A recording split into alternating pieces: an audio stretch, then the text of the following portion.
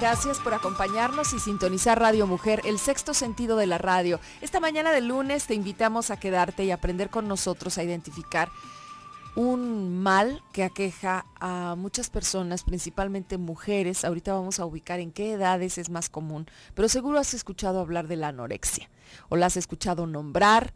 Tal vez no identificas aún la diferencia entre anorexia y bulimia, y aunque van a ser trastornos de alimentación que iremos conociendo poco a poco de la mano de nuestra invitada y nuestra asesora en nutrición esta mañana, que es Susana Arroyo, el tema de hoy por el cual vamos a comenzar es anorexia. Estoy segura que te va a ser de gran utilidad porque tiene que ver con la relación con el propio cuerpo, la autoimagen, tiene que ver con la relación de uno mismo con la comida. Y por supuesto este programa lo hacemos siempre con el interés de que la información que escuches te sea útil para guiar mejor en casa a tus hijas e hijos, para que tú como mamá, como abuela, te sientas como mucho más poderosa en el sentido de la seguridad que te brinda la información para saber que vamos bien, que vamos por buen camino, y que si no, y que si hay dudas o si tú tienes alguna inquietud, con esta misma información puedas, si bien no resolver el problema completo, sí te puede guiar hacia dónde acercarte, hacia dónde hay que ir si identificamos, por ejemplo, algunos de los focos rojos que nos va o de las alarmas que nos va a indicar la profesional de la salud hoy que está aquí con nosotros en el tema de la anorexia. Así que paren oreja, préstenos su oído atento. Sé que están en mil cosas y por ello les invito a que le suban un poquito a su radio, ya sea que nos estén escuchando en casa, en el auto, en su celular, en la computadora. Les saludamos desde este lugar que es Guadalajara, Jalisco, en México. Un saludo y un abrazo a quienes nos escuchan en los Estados Unidos por Austin en el 95.1 FM. En su radio, también por supuesto aquí en la ciudad de Guadalajara y en todo México. Gracias, estamos trabajando para ti, Toño Origel en controles de audio, Jessica Orozco en los teléfonos, Rosy Muñoz en la producción de este programa, César Paz en la imagen. Está con nosotros la licenciada Susana Arroyo, que nos hablará de anorexia esta mañana. Yo soy Claudia Caballero, bienvenidos todos. ¿Cómo estás, Susi? Muy bien, excelente, feliz porque ayer fue nuestro día. Felicidades también, Claudia. A todas las mujeres en todo el mundo y todo el trabajo que hay por hacer. Susi, cuéntanos, ¿son las mujeres las más afectadas por la anorexia? Fíjate que es un buen punto por donde iniciar. Definitivamente los trastornos de conducta alimentaria en general sí aquejan más a las mujeres que a los hombres. Digamos que relación 3-1. Sí, o sea, o menos de 1, yo creo que 0.5, pero te puedo compartir que en nuestra práctica profesional sí tenemos varones, sí atendemos a varones, o sea, sí hemos atendido, no es así como que algo súper difícil de que suceda, de que atendamos a un varón. Y hablando concretamente de la anorexia, hemos tenido varones con anorexia. Hay hombres o mujeres, como tú lo acabas de mencionar, pero la pregunta es que tengan anorexia, que padezcan los síntomas de la anorexia o los daños, que ya nos platicarás de qué se trata, y que no sepan que ellos están padeciendo esto, o que sus familias o amigos o parejas o madres o hijos no sepan que esto que le pasa se llama anorexia. Fíjate que... ¿O es difícil ocultarla? La verdad que de todos los trastornos de conducta alimentaria creo que es el más aparatoso porque yo creo que si tú ves en la calle a una de estas chicas o uno de estos chicos, fácilmente lo vas a identificar. O sea, porque es una delgadez tan extrema que llama a la atención. Bien. O sea, realmente sí llama la atención. Pero desafortunadamente aquí ya estamos hablando de cuando la enfermedad ya está muy, muy avanzada, o sea, ya lleva 2-3 años con la enfermedad para que haya llegado, o a lo mejor, sí, o sea, para que haya llegado ese desgaste. Sin embargo, fíjate que en las etapas, digamos, cuando va principiando, iniciales de la enfermedad, las pacientes empiezan a dar signos claros de que van a desarrollar o que están desarrollando esta enfermedad o que inclusive ya francamente la tienen, pero como muchas veces es como mimetizado entre, ay, mira, estás bajando de peso, qué bien te ves, como esto es muy, muy alabado en nuestra sociedad, el que una persona baje de peso. los empiezan a adular, a halagar, entonces como que se mimetiza en eso, ¿no? De que, ay, mira qué bien te ves, o sea, al principio, pues sí, va sucediendo eso, pero desafortunadamente esas adulaciones, esos halagos, lo único que hacen es ir haciendo que la enfermedad se afiance más en la paciente, y entonces es así como que no, pues por aquí voy bien, ¿no? Por aquí voy bien, por aquí voy bien, y desafortunadamente ya cuando están pasando esa línea de que ya estás demasiado delgada, es cuando quizás los papás empiezan a decir, bueno, sí, estará enferma o no, es cuando están, pero dicen, no, bueno, es la edad, como usualmente esto se presenta en la adolescencia, y ya ves que es muy típico de que en la adolescencia llegan ciertos momentos en que se dan los estirones, y muchos de ellos efectivamente sí bajan de peso, ¿no? Y es el dichoso estirón del crecimiento. Entonces como que también ahí se mimetiza, a muchos padres los puede confundir. Sin embargo, hay otras señales que nosotros como mamás sí podemos identificar que ya son enfermizas, que son patológicas. Y que por supuesto nos va a dar cuenta de ellas regresando de la pausa comercial. Estás escuchando a Susana Arroyo, hoy nos acompaña en el programa y vamos a identificar todos estos signos.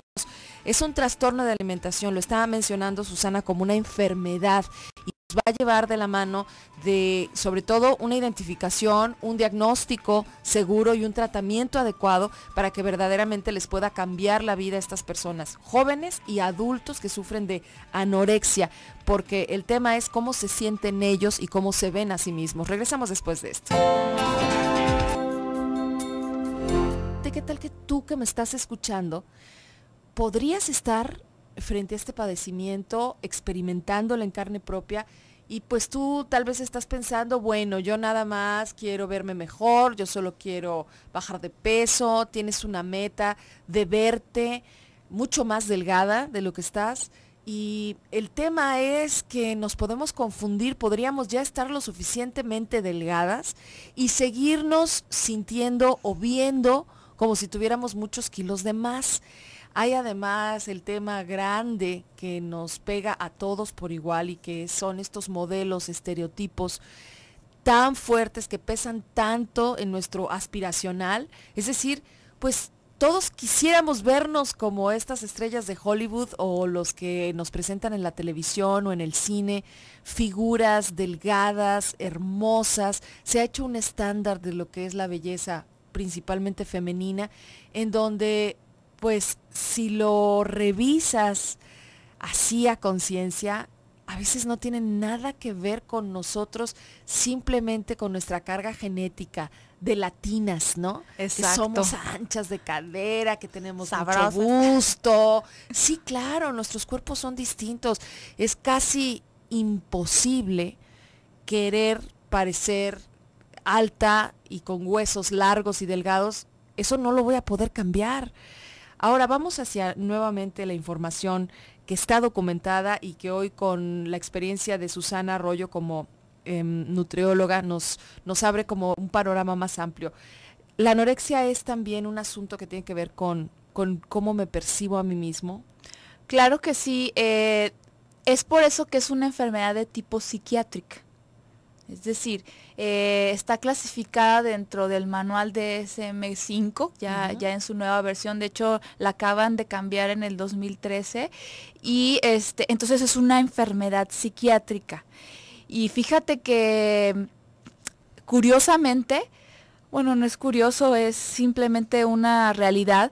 Es de las pocas enfermedades psiquiátricas que por tenerlas tienes una posibilidad probable de terminar en muerte. Es decir, es una de las pocas que te puede terminar en muerte. Sobre todo hablando de la anorexia, porque las pacientes sí se llegan a morir por sufrir esta enfermedad. Es una enfermedad en la que principalmente las pacientes tienen esta particularidad de no querer mantener un peso adecuado, es decir, de acuerdo, si son niños o adolescentes, cuando llegan a mi consulta, yo evaluándolas con las tablas que nosotros tenemos de la OMS, están por debajo de lo normal, es decir, ya en desnutrición. Entonces, esto ese sería, por ejemplo, uno de los primeros puntos a palomear, ¿no? Que el peso es abajo de lo normal esperado para su talla, para su edad, para su tipo de raza, etcétera, ¿no? Entonces, tomando esos parámetros, están abajo de lo normal. Son pacientes que empiezan a restringir progresivamente su alimentación, y de restringir hablo de comer muy, muy poco. Sería como uno de los puntos a vigilar con amigos, familiares, hijos, hijas, que estén comiendo suficiente. O sea, esa sería una alerta. La niña o el muchacho que dice, no tengo hambre, no quiero comer. Sí, eso de hecho es como que tiro por viaje su respuesta más común, ¿no? No tengo hambre. Ay, es que ya comí. Llegan, por ejemplo, a un evento, ay, es que ya comí en mi casa, o ay, no, es que ando súper llena, o sea, siempre te ponen un pretexto para no querer comer.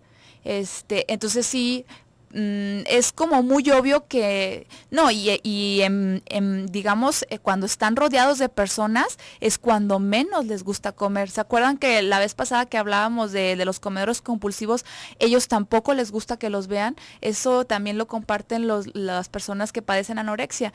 No les gusta que los vean comer, porque obviamente que los familiares o los amigos, pues como comen, por decir, si están comiendo en un café y están tomándose un café y galletitas o una rebanada de pastel, estas personas definitivamente nada más se tomarán el café sin azúcar, sin nada, y tú les ofreces, aunque sea que prueben el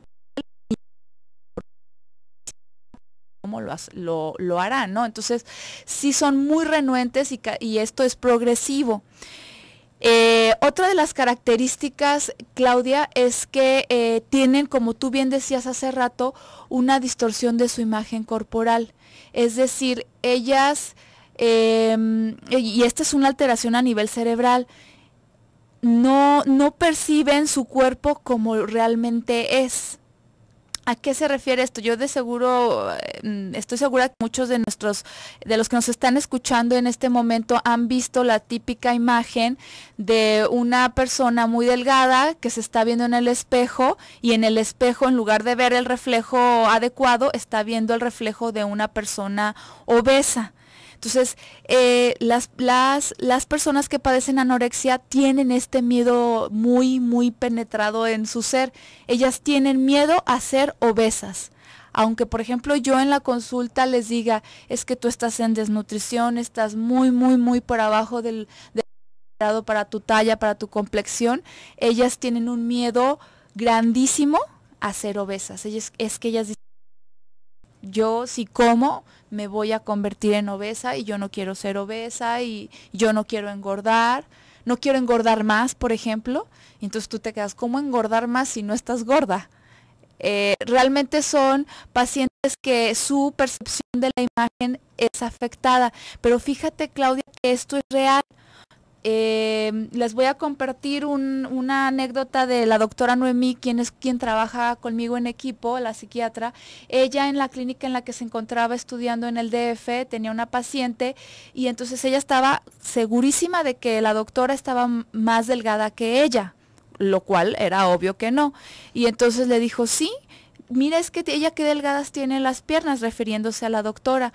Y entonces le decía, voy a hacer un intento. Entonces ella trató de unir con sus dos, abriendo el compás de sus dos manos, de llegar a unir los dos dedos para digamos, rodear su muslo. Obviamente que la doctora no pudo. Y entonces la paciente se quedaba, ¿por qué no puede? Y entonces la doctora le dijo, ahora tú haz lo mismo con tu pierna. Y ella se detenía en el aire como diciendo, es que no puedo.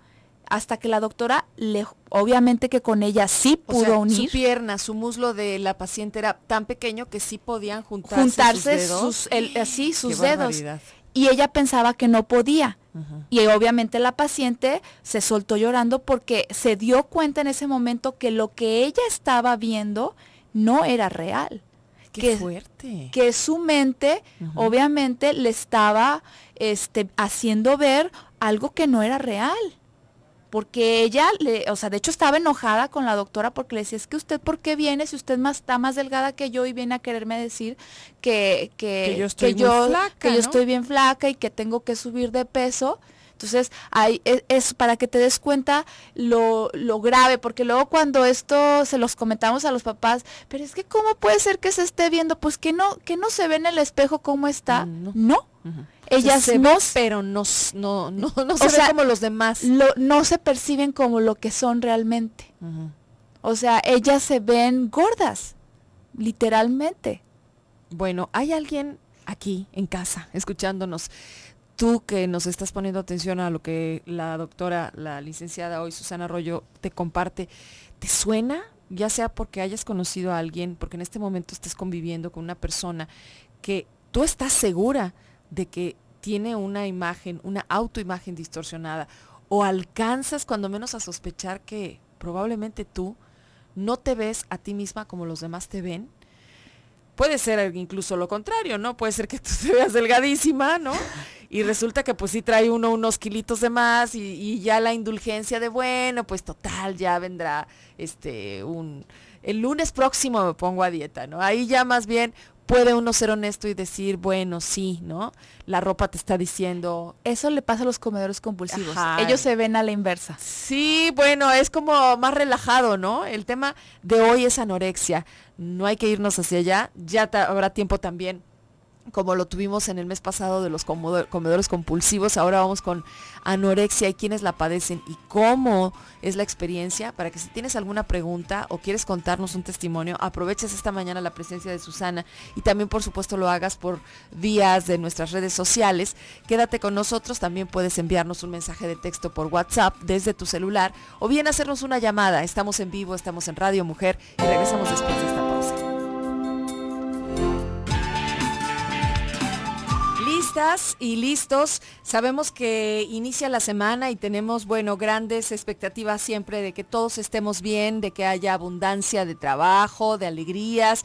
Hay que cuidar a nuestros niños. Si nos estás escuchando, sabrás que el tema de la contaminación es todo un tema a nivel global y que muchas de las enfermedades que aparecen tanto en adultos como en niños, pues ya están relacionadas en buena parte con la contaminación, y hay contaminación de agua, de aire, bueno, incluso esta que es invisible a través de todos los aparatos electrónicos y las radiaciones que emiten. Hoy te voy a hablar un poquito acerca de un estudio que se realizó en la Universidad del Sur de California, que publica el New England Journal of Medicine, que este estudio de alguna manera, bueno, se enfocó a incluir a más de 2,000 niños entre edades de 11 y 15 años y que, bueno, sobre todo cumplieran ciertos requisitos. Estos menores vivían en 4 ciudades del interior, donde los patrones de viento y la topografía,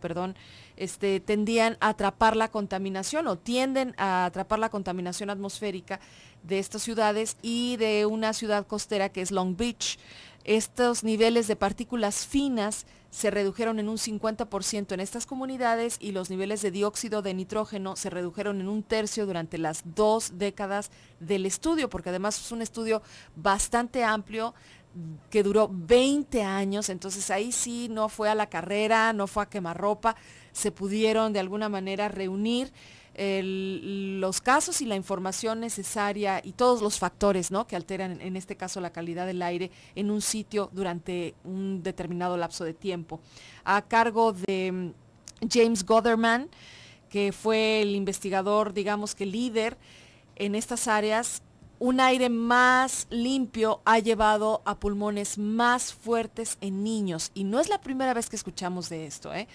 Esta, dicen ellos, es una historia de éxito increíble. A pesar del aumento de tráfico y de la actividad económica, la calidad del aire de esta región de Los Ángeles mejoró Esto fue lo que dijo él. Este estudio muestra que, en consecuencia, el desarrollo de los pulmones y la capacidad pulmonar de nuestros hijos también ha mejorado mucho. Se va a traducir en un menor número de problemas respiratorios y problemas del corazón más tarde en la vida de estos chicos, y además mejores pulmones que pueden extender la expectativa de vida de los niños. Los cambios a la calidad del aire que se promovieron a través de acción de reguladores locales, estatales y federales. Se concentraron, lo interesante de este estudio no solo es, porque yo te podría estar hablando de muy malas noticias, ¿no? El estudio arrojó que todos estaban muy mal o que la ciudad estaba contaminadísima. A veces solo encontramos esos estudios y decimos, bueno, ya tenemos los datos, ¿y qué se va a hacer? No, pues quién sabe, ¿no? Aquí lo interesante es que de alguna manera ubicaron qué acciones había que hacer y concentraron como muy específicos los actores aquí en ello, que tenían que ser la localidad a nivel estatal y a nivel federal. Lo que hicieron fue concentrarse en las emisiones de los automóviles y de algunas otras fuentes, ¿no? Un esfuerzo controlado y concentrado para reducir estas fuentes contaminantes durante un largo periodo, ¿no? Se mejoraron los vehículos, se mejoraron en este caso la calidad del diésel, o sea, los combustibles, mejores motores diésel en los camiones, la normativa por supuesto también se ajustó, y todas estas cosas se unieron para reducir las emisiones y mejorar la calidad del aire. Esfuerzos para disminuir los niveles de contaminación en los puertos han dado sus frutos. Esto también lo refiere Mark López, que es activista de esta área de Long Beach. Todavía preocupa el futuro, pero de alguna manera ya este es como un paso adelante. El aumento de la calidad del aire, y lo refuerzan aquí, y creo que va para todos, es igual a una mejor salud. Si empezamos a divagar, si empezamos a retroceder cuando se trata de calidad del aire, sabemos que va a significar una peor salud de nuestros niños. Las partículas y los gases en el aire del sur de California que estudiaron en esta investigación son muy similares a los tipos de procesos de combustión y tipo de contaminantes de la combustión que tendrían en cualquier parte del mundo. Entonces, por lo que dicen, al limpiar el aire en otras partes del mundo, uno debe esperar razonablemente que entregue al mismo tiempo beneficio para la salud tanto de los niños que viven ahí como de los niños que viven en otros lugares, ¿no? Aquí el asunto es, hay que acercarnos a este tema también en el asunto político, ¿no? De una ciudad como la nuestra, aquí en Guadalajara, Jalisco. Recuerdo hace un par de años que tuvimos un evento en conjunto con el colectivo ecologista Jalisco, Club de Mamás y otras asociaciones que se unieron justo porque se hizo un estudio de cómo percibíamos nosotros, hablando de padres de familia, pediatras y maestros, la calidad del aire de nuestra ciudad. Y ocurre como el tema que estamos tratando hoy con nuestra invitada Susana, el tema de la percepción. Todos percibíamos más o menos, casi bien, ¿no? No estamos tan peor. No estamos tan peor. Y los resultados, o sea, la medición de, en este caso, las autoridades de medio ambiente, que se encargan de medir y graficar la calidad del aire, era terrible, como seguramente aún lo es, pero la percepción de nosotros era, pues no es tan malo, ¿no? Wow. Recuerdo, y además los estudios en ese momento lo que revelaban era que el personal de salud, o sea, los médicos, era quienes estaban más tranquilos con el tema, ¿sí? Los más preocupados eran los maestros. Los maestros percibían más la realidad de que en efecto los niños estaban enfermando más, estaba el aire más contaminado, y distinguimos también este tipo de sutilezas en las partículas del medio ambiente. Hay quienes piensan que ciudades como la Ciudad de México, que sabemos que tiene gran contaminación y que tiene muchos vehículos y que tiene una sobrepoblación, pues es la más contaminada, y que las demás de la República Mexicana no lo estamos. Hubo en una medición donde Guadalajara, Jalisco, estaba más contaminada que la Ciudad de México. Sí, porque no todo es ozono, no todo es la partícula suspendida P1, P5, bueno, no todo se mide igual, y por la latitud y por muchos otros factores, en algunas mediciones, Guadalajara, Monterrey, son ciudades mucho más contaminadas, ¿sí? Así que bueno, Híjole. esta fue una cápsula cultural para que cuando estemos también revisando por qué se enferman tanto los niños, por qué nosotros nos estamos sintiendo tan mal, no echemos en saco roto el tema de la calidad del aire y cómo nosotros contribuimos a que se siga contaminando con el uso del vehículo o con muchos otros factores. Vamos a seguir con el tema, por supuesto, muy pronto. Hoy, por lo pronto, nuestro asunto es de nutrición, de un trastorno de alimentación, que si bien es una enfermedad psiquiátrica, como lo mencionaba Susana, hay mucho que entenderla para poderles ayudar. ¿Cómo se ayuda a una persona que tiene anorexia? ¿A una chica, a un adolescente o a un adulto? Sí, definitivamente, fíjate que el grueso de la población de pacientes sí son adolescentes, sí llegan digamos, a evolucionar hasta su etapa adulta, pero empezaron en la adolescencia, es decir, es porque persistieron con la enfermedad. ¿Qué es lo que debemos hacer, mamás, papás? Definitivamente debemos de buscar ayuda, porque luego hay una tendencia, fíjate, Claudia, de los papás, como que de negación, tal cual, de negación ante el problema. Ya se le va a pasar, es el estirón de la adolescencia, lo único que necesita es comer mejor, o sea, todas estas, te estoy hablando de excusas o pretextos que he escuchado yo en mi carrera, y nosotros les decimos, pues no. O sea, no se trata simplemente de decirle a la paciente come, porque la paciente, incluso ellos nos las dicen, o sea, yo sé lo que tengo que comer, pero no quiero comer, no puedo comer. Entonces es aquí donde entra el trabajo de multidisciplinario de la psiquiatra, del nutriólogo, de muchas veces de terapia también psicológica.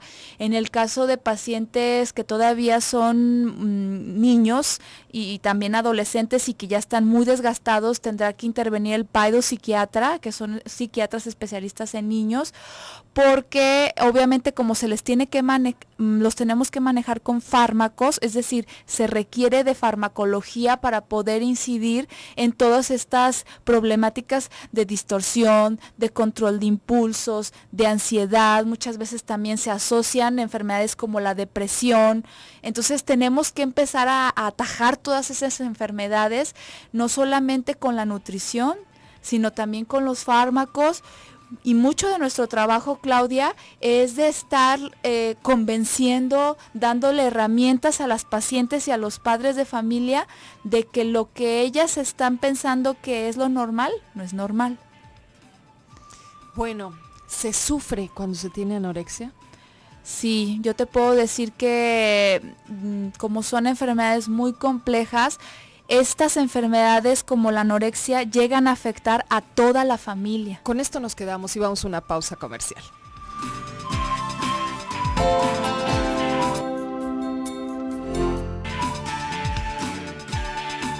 Son las 10:49. ¿Qué hace una persona, adulto, joven, para encontrarse? Porque lo que estamos buscando con estos programas es que la información nos lleve a buscar ayuda, si somos nosotros, o ayudarle a alguien a encaminarse hacia un mejor estilo de vida. La anorexia es el tema de hoy. Cómo hacer que se dé cuenta alguien que tiene anorexia de que puede o está poniendo en riesgo su vida, porque sí es posible que alguien pueda morir en el proceso de dejar de comer o querer comer tan poquito, después ya no comer nada. Pues su cuerpo tiene reservas, pero se las va a ir acabando. Y es como vemos de repente en estas imágenes cadavéricas de cuerpos, donde uno dice, de veras no se dio cuenta nadie que iba hacia allá y que sí pueden morir. El asunto no solo es físico, ya nos explicó Susana Arroyo, especialista, que tiene que ver con un asunto, por supuesto, de percepción, de psicología, es un asunto mental. A ver, Susana, ¿qué nos falta con respecto a la anorexia? Pues mira, uno de los puntos importantes, eso que tú estabas mencionando, ¿cómo ayudarlos? Mira, definitivamente estas pacientes, de motu propio, ellos nunca van a decirte, ¿sabes qué? Tengo un problema, o es muy raro, o es muy raro. Más bien la familia es la que obviamente alrededor se va dando cuenta de que esta persona está sufriendo de esta enfermedad y es quien debe de apoyarla. En las pacientes que sufren este tipo de enfermedades, es básico, fundamental que la red familiar o que cuenten con una red de apoyo que les ayude a ir sobrellevando todas las pruebas que se les van a ir suscitando a lo largo de la recuperación y el tratamiento a las que ellas se van a someter. Porque déjame decirte que sí es un camino difícil, largo de recuperación. Desafortunadamente te puedo decir que hay 1/3 aproximadamente de las pacientes que jamás se recupera, que son de las típicas pacientes de que dejamos de verlas, dejan de asistir con nosotros y ya nunca sabemos más de ellas y no sabemos qué les pasó. Entonces, aquí es importante, fundamental que tu mamá, si estás empezando a ver ciertas conductas riesgosas que se van encaminando hacia esta enfermedad, te acerques con un especialista para que evalúe a tu niña o a tu niño. Porque obviamente, Claudia, que entre más temprano se atienda la enfermedad, la posibilidad de recuperación total es mayor.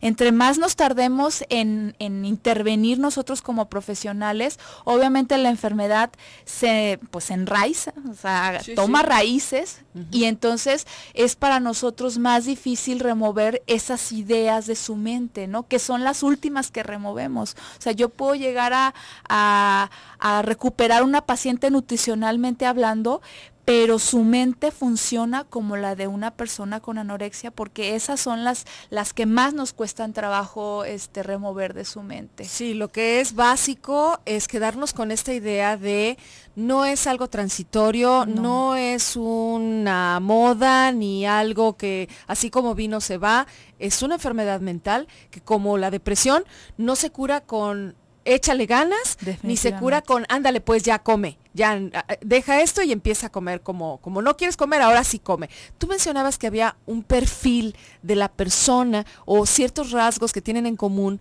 quienes ustedes ya han visto que llegan a consulta y lo que se ha investigado de anorexia, personalidades con características muy específicas. Sí, obviamente son mujeres y en el caso de las chicas, fíjate que son muy de la típica estudiante de ahora sí que de 10 estrellitas, son muy buenas estudiantes, son personas muy inteligentes, que les gusta, muy perfeccionistas. Por lo general se desenvuelven en familias de ese tipo, muy perfeccionistas en los que la sobreexigencia o los estándares siempre son muy altos, es de tú tienes que ser la mejor, siempre tienes que sobresalir.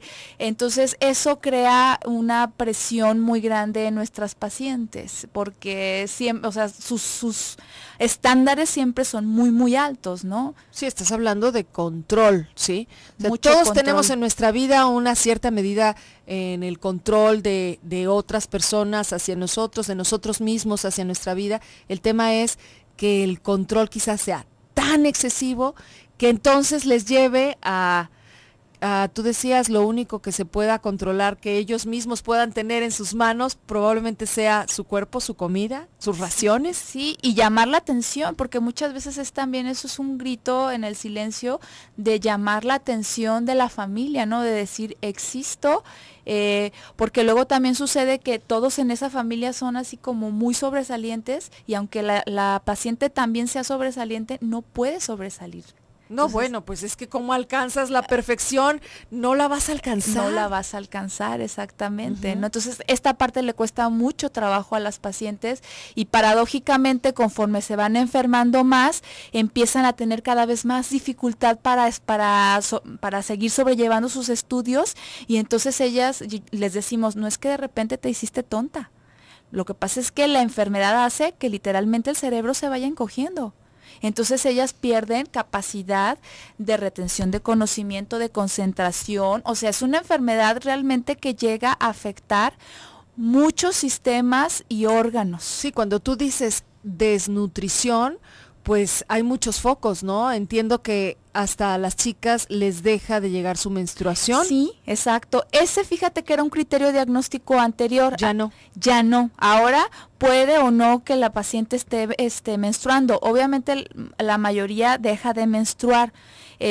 Pero sí hay pacientes que fíjate que el cuerpo, híjole, como tú hablabas hace rato de la adaptación del cuerpo, de supervivencia, que siguen menstruando, pero entonces ahora ya van a poder entrar porque cubren todos los demás requisitos, ¿no? Entonces ahora ese ya no es uno de los parámetros para incluirlos dentro del diagnóstico. Pues es que si el combustible del cuerpo es la comida 3 veces al día, con 2 refrigerios en el Inter, ¿sí son pacientes que no comen nada, Susi? O sea, que se comen 3 chícharos, un vaso de té. Te puedo decir que a lo mejor en la mañana se desayunan 2 rodajitas de manzana, en la tarde se comen poquitas verduras, o sea, poquitas, te estoy hablando de 3 pedacitos de chayote, y en la noche se cenan una galletita y a veces eso con culpa.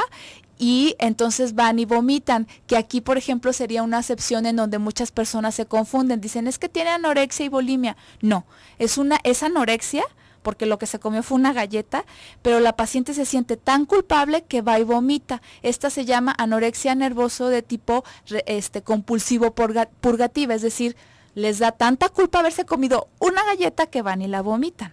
O sea, la tienen que sacar de su cuerpo. La tienen que sacar de su cuerpo, pero sigue siendo una anorexia.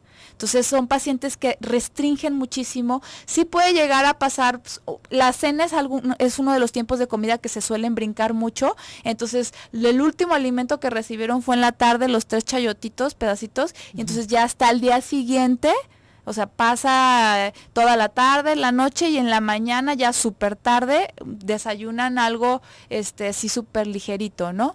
Pero sí son pacientes que restringen en exceso su alimentación, y es obvio que esto, hecho de manera progresiva y constante, va reduciendo sus reservas de energía hasta que, pues bueno, terminan como con una desnutrición sumamente importante y severa. Fíjate que otra de las características, Claudia, es que muchas quizás de las pacientes que nos podrán estar escuchando ahorita dirán, pero pues a mí no me duele nada, yo me siento bien. Sí, y sí les creo. O sea, pueden ser muchos años de vivir la anorexia. Sí, o sea, y definitivamente, y tú les puedes creer que no les duela nada.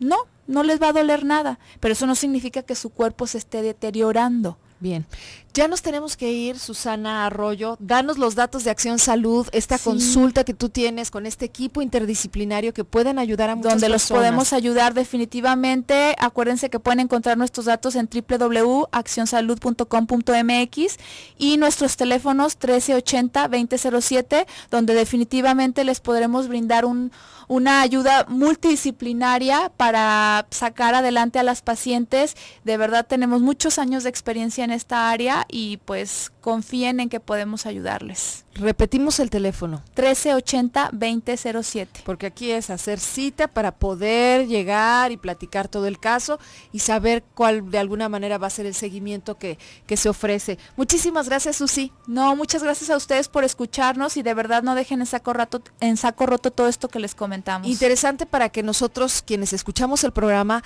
ayudemos también a divulgar este tema entre nuestros conocidos y familiares. Estoy segura que a través de nosotros podrá llegar también esta luz a alguien que necesite urgentemente o a muy buen momento esta ayuda para evitar y atender la anorexia. Muchas gracias por su atención. Así iniciamos la semana. Mañana tendremos también un interesante tema, martes de educación. Síguenos por el Facebook y quédate con Radio Mujer. Enseguida el programa de cocina de el 1040 de amplitud modulada.